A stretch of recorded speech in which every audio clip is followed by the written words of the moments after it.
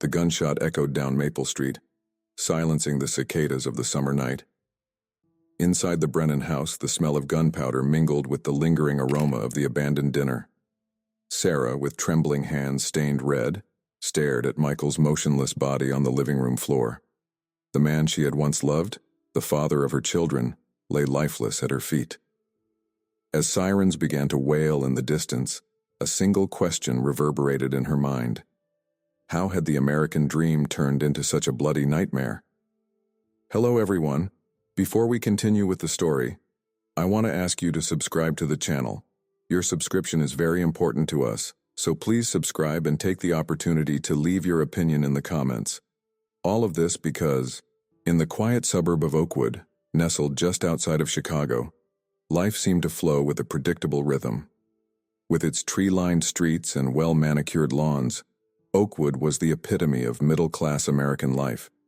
It was a place where neighbors knew each other by name, where block parties were an annual tradition, and where the biggest scandals usually involved nothing more than a misplaced hedge trimmer or an overly enthusiastic PTA member. At the heart of this idyllic community stood the Brennan family. Michael and Sarah Brennan, both in their mid-30s, were the picture-perfect couple. Michael, a successful accountant at a prestigious firm in downtown Chicago, was known for his sharp mind and easygoing nature. Sarah, a part-time elementary school teacher, was beloved by her students and admired by fellow parents for her patience and kindness. Together, they had 2 children, Emma, aged 8, and Jack, aged 5.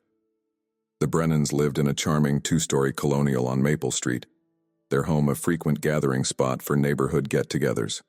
To the outside world, they seemed to have it all: a beautiful family, successful careers, and a strong standing in the community.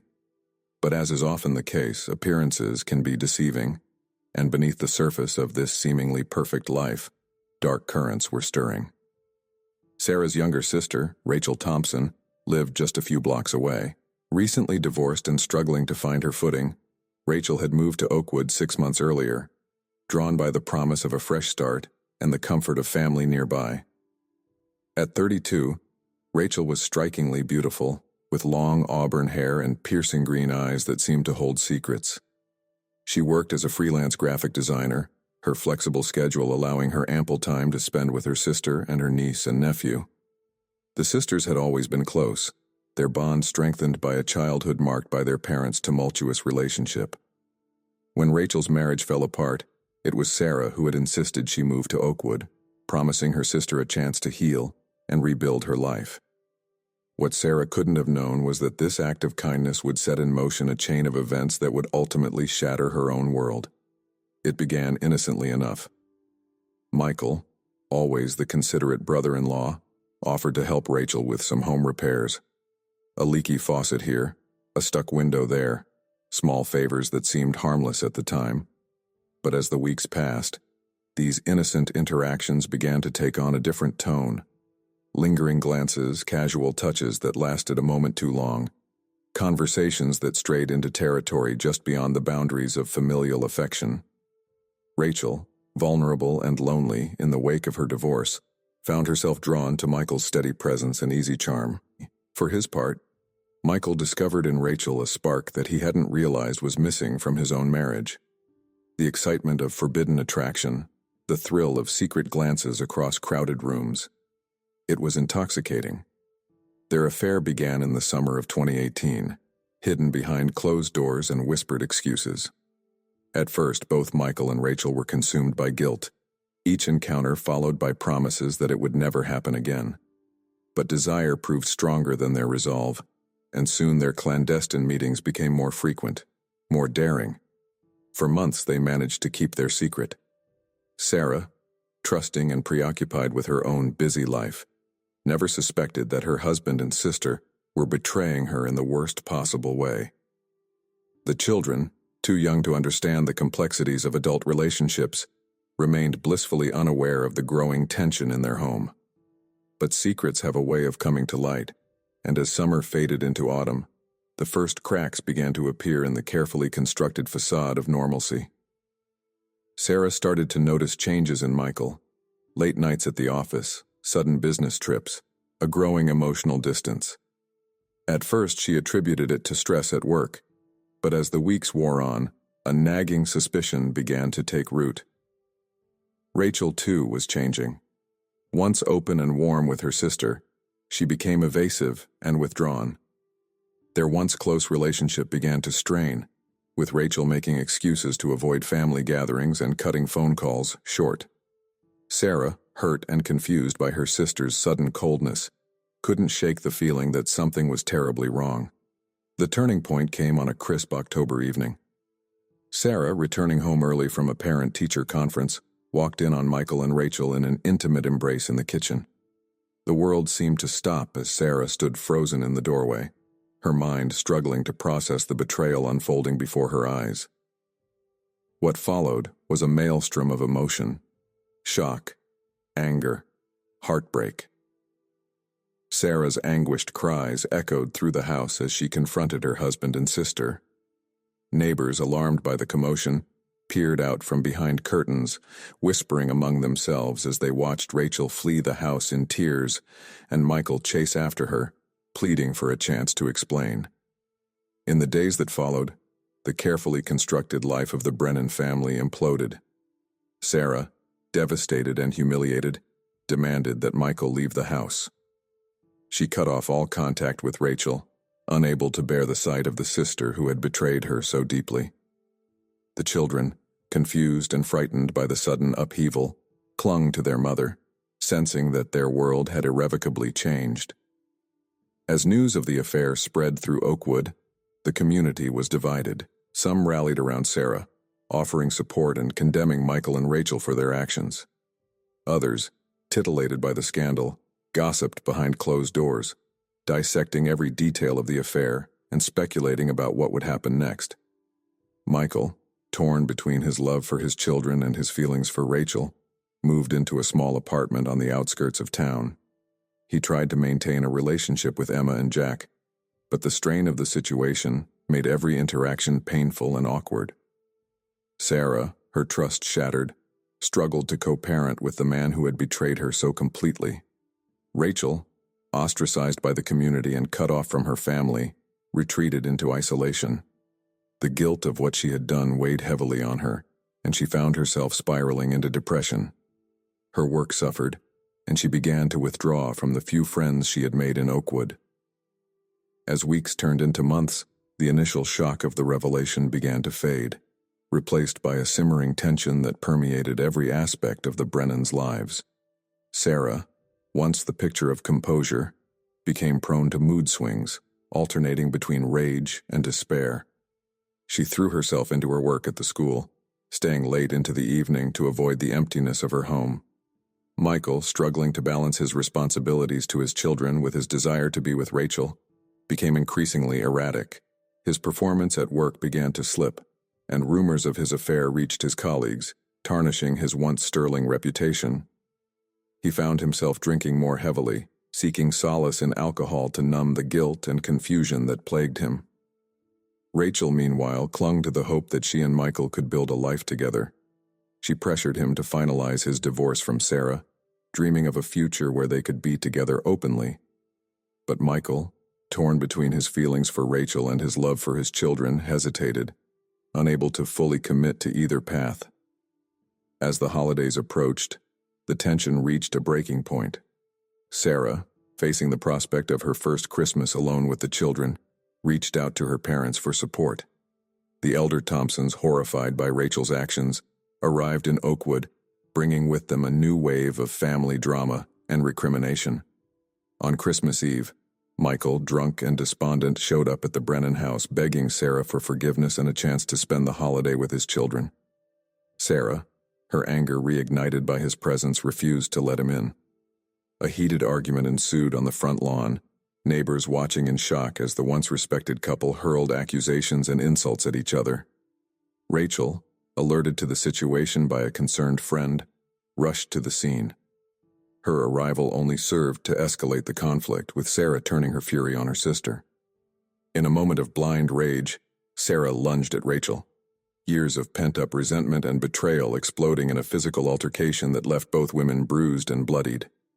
As police sirens wailed in the distance, Michael, in a desperate attempt to separate the fighting sisters, stumbled and fell, striking his head on the corner of the concrete steps leading to the house. Blood pooled around his motionless form as Sarah and Rachel, their own conflict forgotten, watched in horror. The arrival of the police and paramedics turned Maple Street into a scene of chaos. Neighbors gathered in shocked clusters, watching as Michael was loaded into an ambulance, his fate uncertain. Sarah and Rachel, both in tears, were questioned separately by the police, each giving their version of the events that had led to this tragic moment. As news of the Christmas Eve incident spread through Oakwood, the community was left reeling. The Brennan family, once the embodiment of suburban perfection, had become a cautionary tale of how quickly life can unravel when trust is broken and desires are left unchecked. In the days that followed, as Michael lay in a coma in the hospital, the full impact of the affair and its aftermath began to sink in. Sarah, consumed by guilt over her role in Michael's injury, struggled to explain to Emma and Jack why their father wasn't coming home. Rachel, banned from visiting Michael in the hospital, spiraled further into depression, the weight of her actions crushing her spirit. The new year dawned with a pall hanging over Oakwood. As residents returned to their daily routines, the Brennan house stood silent, a stark reminder of the tragedy that had unfolded within its walls. Sarah, once the heart of the community, became a virtual recluse, venturing out only for necessities and to take the children to school. Michael's condition remained critical, with doctors unsure if he would ever regain consciousness. His parents, who had rushed to Chicago from their retirement home in Florida, took turns sitting by his bedside, their faces etched with worry and disappointment. As January wore on, the legal ramifications of the Christmas Eve incident began to unfold. Both Sarah and Rachel faced potential charges for assault, their futures hanging in the balance as the police investigation continued. The once close sisters now communicated only through lawyers, their relationship seemingly damaged beyond repair. The children, Emma and Jack, became the silent victims in this adult drama. Emma, old enough to understand that something terrible had happened but too young to fully grasp the complexities of the situation, withdrew into herself, her once bubbly personality replaced by a quiet sadness. Jack, still too young to comprehend the full scope of the changes in his family, acted out in school, his behavior a reflection of the turmoil at home. As winter deepened, a new development shook the already fragile situation. Rachel, after weeks of feeling unwell, discovered she was pregnant. The news, which should have been a cause for joy, instead brought a fresh wave of complications and ethical dilemmas. Was the child Michael's? And if so, what did that mean for the already tangled web of relationships? Rachel, torn between her desire for motherhood and the reality of her situation, agonized over what to do. She knew that keeping the baby would make any reconciliation with Sarah impossible, but the thought of terminating the pregnancy filled her with equal dread. In her darkest moments, she contemplated leaving Oakwood altogether, starting fresh somewhere where her past couldn't follow her. Sarah, upon learning of Rachel's pregnancy through the ever-active Oakwood grapevine, felt as if she had been betrayed all over again. The possibility that her husband had not only had an affair with her sister, but had also fathered a child with her, was almost too much to bear. She threw herself into divorce proceedings with renewed vigor, determined to sever all ties with Michael, regardless of whether he recovered. As February arrived, bringing with it the false promise of spring, Michael finally emerged from his coma. His awakening, however, brought more questions than answers. The head injury had left him with significant memory loss. While he recognized his parents and children, he had no recollection of the affair with Rachel or the events that had led to his hospitalization. This unexpected turn of events threw everyone into a tailspin. Sarah, who had been on the verge of filing for divorce, now faced the prospect of dealing with a husband who had no memory of his betrayal. Rachel, already grappling with her pregnancy, now had to confront the possibility that the man she loved might not even remember their relationship. As Michael began the long process of physical and cognitive rehabilitation, the lives of those around him remained in a state of suspended animation. Sarah, against her better judgment, found herself drawn back into Michael's orbit, helping with his care and rehabilitation. Her feelings were a complex mix of residual anger, pity, and a confusing resurgence of the love she thought she had lost. Rachel, showing more and more each day, became increasingly isolated. Her pregnancy, now impossible to hide, made her a pariah in the community. Former friends crossed the street to avoid her, and she received anonymous notes filled with vitriol and judgment. The dream of a life with Michael seemed to be slipping away with each passing day. As spring bloomed in Oakwood, bringing with it a sense of renewal, the Brennan saga took yet another unexpected turn. Michael, his memory slowly returning in fragments, began to recall bits and pieces of his affair with Rachel. These recollections, disjointed and out of context, left him confused and filled with a guilt he couldn't fully understand. Sarah, who had been cautiously allowing herself to hope for a reconciliation, was devastated anew as Michael's memories surfaced. The progress they had made in rebuilding their relationship crumbled, leaving them both adrift in a sea of uncertainty. Rachel, now in her second trimester, made the difficult decision to leave Oakwood. The stress of the situation, combined with the constant judgment from the community, was taking a toll on her health and that of her unborn child. With a heavy heart, she packed her belongings and prepared to start a new life in Seattle, thousands of miles away from the wreckage of her past. As news of Rachel's impending departure spread, the community of Oakwood found itself divided once again. Some felt that her leaving was for the best, a chance for everyone involved to heal and move on. Others, remembering the vibrant and kind woman Rachel had been before the affair, felt a sense of loss and regret for how things had unfolded. The day of Rachel's departure dawned bright and clear, a stark contrast to the emotional turmoil swirling through the community. As she prepared to leave, an unexpected visitor arrived at her door, Sarah. The sisters, face to face for the first time since that fateful Christmas Eve, stood in silence, years of love, pain, and betrayal hanging between them. What transpired in those moments would later become the subject of much speculation in Oakwood. Some neighbors reported hearing raised voices while others swore they saw the sisters embrace. Whatever the truth, when Rachel's taxi arrived to take her to the airport, both women's eyes were red-rimmed with tears. As Rachel's taxi pulled away, the residents of Oakwood collectively exhaled, feeling as if a chapter had closed. But little did they know that the most shocking part of the Brennan saga was yet to unfold. In the weeks following Rachel's departure, life in Oakwood attempted to return to normal.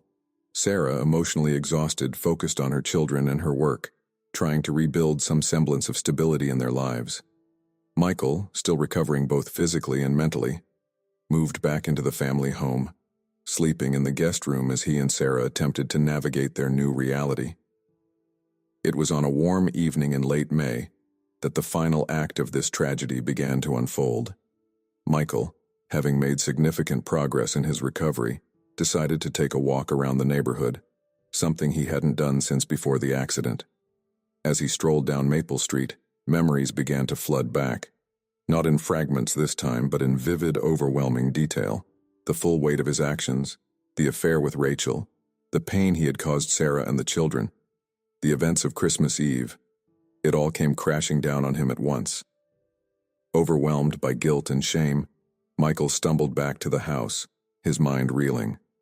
Sarah, alarmed by Michael's distressed state when he returned, tried to calm him down, but Michael, unable to bear the weight of his recovered memories, began to confess everything, every detail of the affair, every lie he had told, every moment of betrayal. Sarah, who had been working so hard to move past the hurt, found herself reliving the pain all over again. As the night wore on, the argument between Michael and Sarah escalated. Neighbors, once again drawn by the sound of raised voices, watched anxiously from behind curtained windows. But this time, there would be no police sirens, no physical altercations to break up the fight. Instead, in the early hours of the morning, a single gunshot rang out across Maple Street. The police, arriving on the scene minutes later, found a scene of horror inside the Brennan home. Michael lay dead in the living room, a single gunshot wound to his chest. Sarah, covered in blood, sat silently on the couch, a gun on the floor beside her. The children, mercifully, had been spending the night at a friend's house. As dawn broke over Oakwood, the community awoke to news that seemed too terrible to be true. Michael Brennan was dead, and Sarah, the beloved elementary school teacher, was in police custody. The quiet suburb, which had weathered months of scandal and gossip, now found itself at the center of a murder investigation. The days that followed were a blur of police activity, media frenzy, and community shock. Yellow crime scene tape cordoned off the Brennan home, now a stark symbol of how far things had fallen.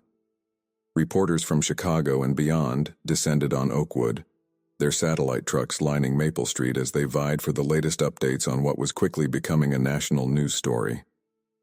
Emma and Jack, the innocent victims in this adult tragedy, were taken in by Sarah's parents.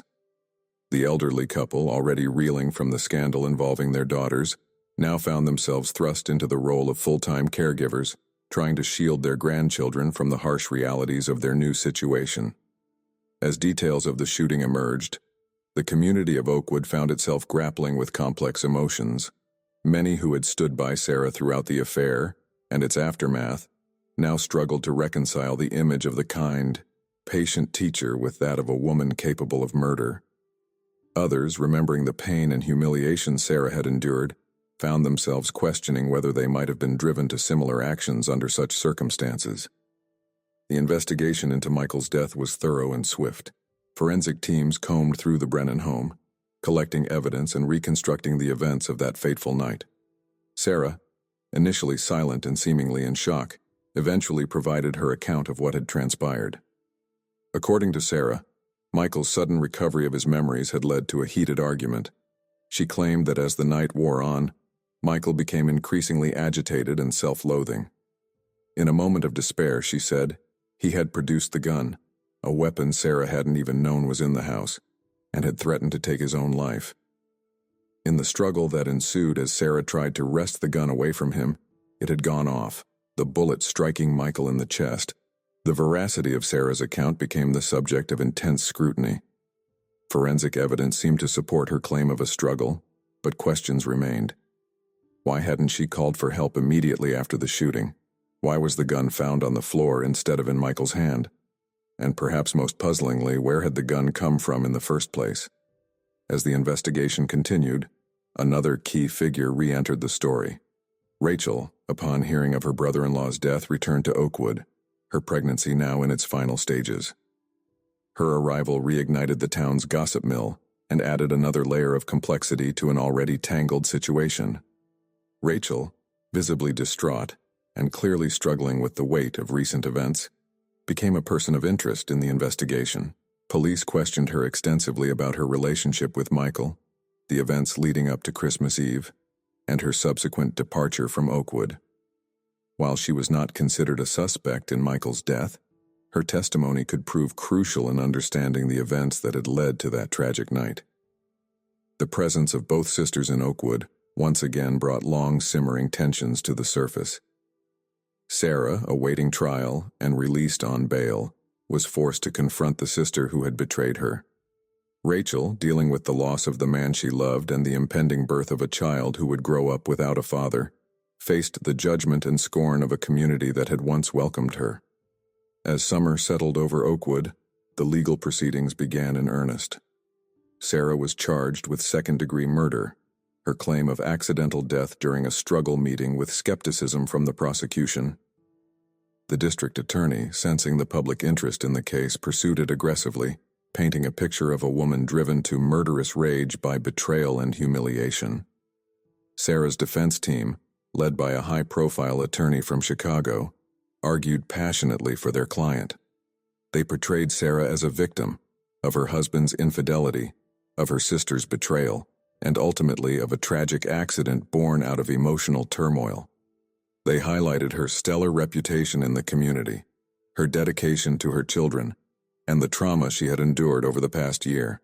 The trial, when it finally began in late August, captivated not just Oakwood but the entire nation. News outlets provided daily coverage, legal experts debated the merits of the case on cable news, and true crime enthusiasts dissected every piece of evidence shared in the courtroom. Witnesses were called from all corners of the Brennans' life. Neighbors testified about the changes they had observed in the once happy couple. Michael's colleagues spoke of his erratic behavior in the months leading up to his death. Even Emma, now 9 years old, was called to testify, her tearful account of the changes in her family leaving many in the courtroom visibly moved. Perhaps the most anticipated testimony came from Rachel. Now a mother to a newborn son, a child whose paternity remained a subject of speculation, Rachel took the stand in early September. Her testimony was a study in conflicting emotions. She spoke of her love for Michael, her guilt over betraying her sister, and her shock and grief at his death.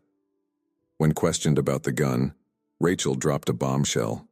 She claimed that Michael had purchased the weapon months earlier, confiding in her that he sometimes thought about ending his life out of guilt. This revelation threw the prosecution's case into disarray. If Michael had indeed been suicidal, it lent credence to Sarah's account of a struggle over the gun. The defense seized upon this testimony, using it to bolster their argument that Michael's death had been a tragic accident rather than a premeditated murder. As the trial entered its final stages, the community of Oakwood held its collective breath. The once picturesque suburb had been forever changed by the events of the past year. Neighbors who had once gathered for friendly barbecues now eyed each other with suspicion, wondering what secrets might be hiding behind closed doors. The jury's deliberations lasted for 3 tense days. Spectators packed the courtroom as the verdict was read. Not guilty of second-degree murder, but guilty of involuntary manslaughter. The judge, taking into account Sarah's lack of prior criminal history and the unusual circumstances of the case, sentenced her to 5 years in prison with the possibility of parole after 3. The verdict was met with a mix of relief and disappointment from various factions within the community. Sarah's supporters saw it as a validation of her claims of accidental death, while others felt that justice had not been fully served for Michael. As Sarah was led away to begin her sentence, the residents of Oakwood were left to ponder the wreckage left in the wake of this tragedy. The Brennan home, once a symbol of suburban success, stood empty, a silent reminder of how quickly life can change. Emma and Jack, now in the care of their grandparents, faced years of growing up without either parent, their young lives forever altered by adult choices they couldn't possibly understand. Rachel, struggling to build a new life as a single mother, remained a divisive figure in the community. Some saw her as a victim of circumstance, while others continued to blame her for setting in motion the chain of events that led to Michael's death. She eventually made the decision to leave Oakwood for good, seeking anonymity and a fresh start in another state. In the months and years that followed, Oakwood slowly began to heal. The media circus packed up and left, the trial faded from national headlines, and the rhythms of suburban life gradually reasserted themselves. But beneath the surface, things had changed. The illusion of safety and predictability that had once defined life in this quiet suburb had been shattered. The story of the Brennan family became a cautionary tale, whispered about at dinner parties and discussed in hushed tones at PTA meetings. It served as a reminder that even in the most seemingly perfect communities, darkness can lurk just beneath the surface. The affair that had started with stolen glances and secret meetings had ended in death and destruction, leaving a wake of shattered lives and broken trust. As for Sarah, her time in prison was a period of deep reflection and personal growth. She grappled with her role in the tragedy, seeking to understand how she had arrived at that fateful moment with the gun in her hand. Through therapy and introspection, she began the long process of forgiving herself and others, including Rachel. Upon her release, Sarah faced the daunting task of rebuilding her life and reconnecting with her children, now teenagers. The Oakwood she returned to was not the same one she had left. Some old friends welcomed her back with open arms, while others kept their distance, unsure of how to interact with a woman who had been through such a public ordeal. Emma and Jack, having spent their formative years processing the loss of their father and the incarceration of their mother, approached Sarah's return with a mix of excitement and trepidation. The process of rebuilding their family unit was slow and often painful, marked by difficult conversations and moments of intense emotion. Rachel, having settled into a new life far from Oakwood, maintained limited contact with her sister and niece and nephew. The sisters' relationship, once so close, had been fundamentally altered by the events of those fateful months. While they would never regain the easy intimacy of their youth, they slowly worked towards a fragile reconciliation, bound together by shared trauma and the unbreakable bonds of family. The story of the Brennan family and the tragedy that befell them became part of Oakwood's lore, a dark chapter in the suburb's history that residents both old and new couldn't help but discuss in hushed tones. It served as a reminder that even in the most seemingly idyllic places, human nature, with all its complexities, desires, and flaws, can lead to unimaginable consequences. As years passed, Oakwood continued to evolve. New families moved in, drawn by the same promises of safety and community that had once attracted the Brennans. The scandal, while never forgotten, gradually took on the quality of a cautionary legend, a story told to remind people that appearances can be deceiving and that the choices we make can have far-reaching and unforeseen consequences. For those who had lived through it, Sarah, Emma, Jack, Rachel, and the neighbors who had watched the tragedy unfold, the events of that year left an indelible mark. Each of them carried the weight of those months, their lives forever altered by a series of choices that had spiraled out of control. In the end, the story of the Brennan family served as a powerful reminder of the complexity of human relationships, the destructive power of secrets, and the thin line that separates ordinary lives from extraordinary tragedy. It was a tale of love, betrayal, and ultimately, the long and difficult path towards healing and redemption. As Oakwood settled back into its rhythms, the Brennan house on Maple Street stood as a silent testament to the events that had unfolded within its walls. Eventually sold and occupied by a new family unconnected to its history, it remained a point of interest for those who knew its past. For many in Oakwood, it served as a daily reminder that beneath the manicured lawns and picket fences of suburban life, the full spectrum of human drama, from love to betrayal, from passion to violence, is always just beneath the surface waiting to emerge.